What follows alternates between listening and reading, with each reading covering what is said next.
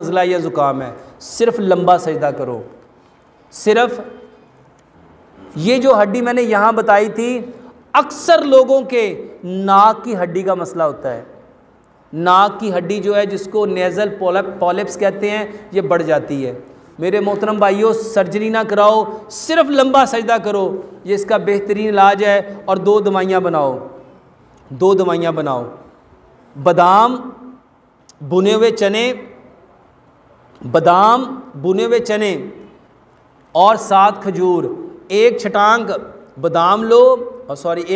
بھنے ہوئے چنے لو، اس میں 10 سے 12 بادام لو، 6 سے 7 کھجوریں لو. یہ پورے دن میں ختم کرو. اور دوسرے نمبر پہ اس کے لیے ایک کہوہ بناؤ. 2 کپ پانی لو، اس میں 1 انچ کا ٹکڑا ادرک کا، 3 انچ کی 2 ڈنڈیاں دار چینی کی، اور اس میں 3 تریاں لہسن کی.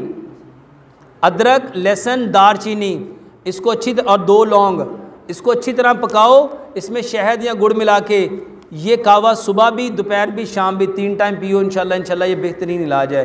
اور خالی لونگ کی بھاپ لو، لونگ پانی میں ڈال کے ابال لو، اس کی سٹیم لو.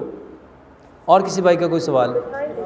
نزلہ یا زکام ہے، صرف لمبا سجدہ کرو. صرف یہ جو ہڈی میں نے یہاں بتائی تھی، اکثر لوگوں کے ناک کی ہڈی کا مسئلہ ہوتا ہے. ناک کی ہڈی جو ہے جس کو نیزل پولپس کہتے ہیں، یہ بڑھ جاتی ہے. میرے محترم بھائیوں، سرجری نہ کراؤ، صرف لمبا سجدہ کرو، یہ اس کا بہترین علاج ہے. اور 2 دوائیاں بناؤ. بادام بھنے ہوئے چنے اور 7 کھجور. ایک چھٹانک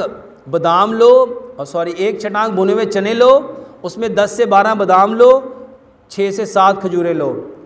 یہ پورے دن میں ختم کرو. اور دوسرے نمبر پہ اس کے لیے ایک کہوہ بناؤ.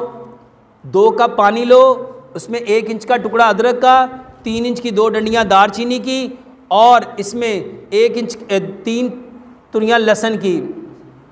ادرک، لہسن، دار چینی، اس کو اور 2 لونگ، اس کو اچھی طرح پکاؤ. اس میں شہد یا گڑ ملا کے یہ کہوہ صبح بھی، دوپہر بھی، شام بھی 3 ٹائم پیو. انشاءاللہ یہ بہترین علاج ہے. اور خالی لونگ کی بھاپ لو، لونگ پانی میں ڈال کے ابال لو، اس کی سٹیم لو. اور کسی بھائی کا کوئی سوال؟